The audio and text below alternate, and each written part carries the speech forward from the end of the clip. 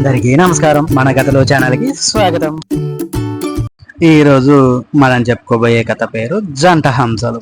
అనగనగా హిమాలయ పర్వత ప్రాంతంలో ఒక పవిత్రమైన కొలను ఉండేది.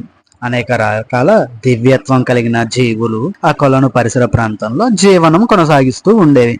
అదే కొలనులో మాయ, ఛాయ అనే రెండు హంసలు జీవిస్తూ ఉండేవి. ఆ రెండు హంసలు చాలా అందంగా, ఆకర్షణీయంగా ఉండేవి.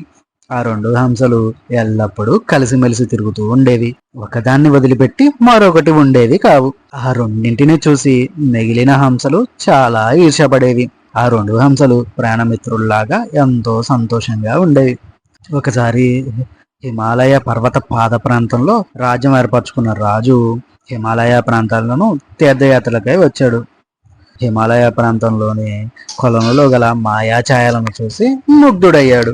ఆ అందమైన జంట హంసల పట్ల ఆకర్షితుడై తనలో తాను ఈ విధంగా అనుకున్నాడు. ఈ జంట హంసలు నా రాజదర్పానికి ప్రత్యేకంగా నిలుస్తాయి. వీటిని ఖచ్చితంగా నా ఉద్యానవనంలోని కొలంలోకి తీసుకువెళ్ళాలి అని అనుకున్నాడు. రాజు తీర్థయాత్రల నుండి తిరిగి వచ్చిన తర్వాత రాజదర్బారును ఏర్పాటు చేసి తన మంత్రులను, సామంతులను అందరినీ పిలిపించి తన మనసులోని కోరికను వారికి తెలియజేశాడు. నాకు ఆ దివ్యత్వం కలిగిన జంట హంసను ఉద్యానవనంలోకి తెచ్చుకోవాలనుకుంటున్నాను. కాబట్టి ఇక్కడికి తీసుకురండి. దానికి కావలసిన ఏర్పాట్లను చేసుకోండి అని ఆజ్ఞాపించాడు.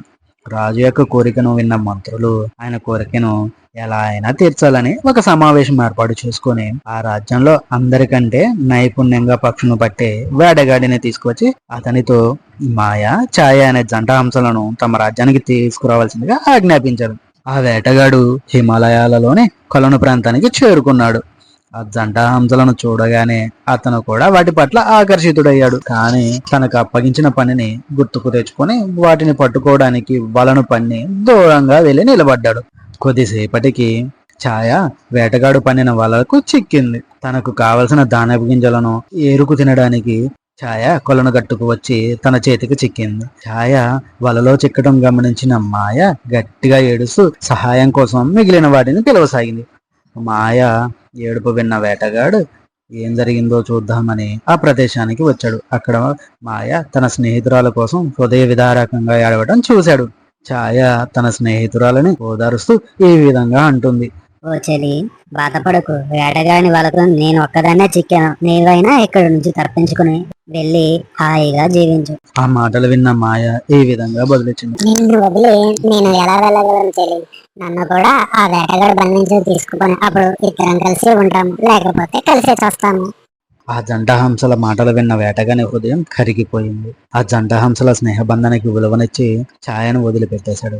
మాయా, ఛాయ ఆ వేటగానికి కృతజ్ఞతలు తెలుపుకొని కొలంలోనికి వెళ్ళిపోయాయి. ఆ వేటగాడు తన రాజ్యానికి తిరిగి వెళ్లి రాజుకు జరిగిన విషయం అంతా వెల్లడించాడు. రాజు తన అనుచితమైన కోరికకు చాలా బాధపడుతూ ఈ విధంగా అన్నాడు. నా తెలివి తక్కువ ఆలోచన వల్ల స్వార్థంతో అర్థం లేని కోరాను. ఆ జంట హంసలు నిజమైన స్నేహం ఎలా ఉంటుందో నాకు తెలియజేసి నా కళ్ళు తెరిపించి నాకు గుణపాఠం నేర్పించాయి. ఈ కథలోని నీతి ద్వారా మనం అర్థం చేసుకోవాల్సింది ఏంటంటే నిజమైన స్నేహధర్మాన్ని ఎవ్వరూ విడదీయలేరు. ఇది ఈ రోజు కథ. ఇలాంటి మరిన్ని కథలతో మళ్ళీ మేము ముందుకు వస్తాను. మా యొక్క ఈ కథల ఛానల్ మీకు నచ్చినట్లయితే లైక్ చేయండి, షేర్ చేయండి, సబ్స్క్రైబ్ చేయండి. అదేవిధంగా మీలా మరో నలుగురితో మన ఛానల్ని సబ్స్క్రైబ్ చేయించండి. ధన్యవాదాలు. ఉంటాను మరి.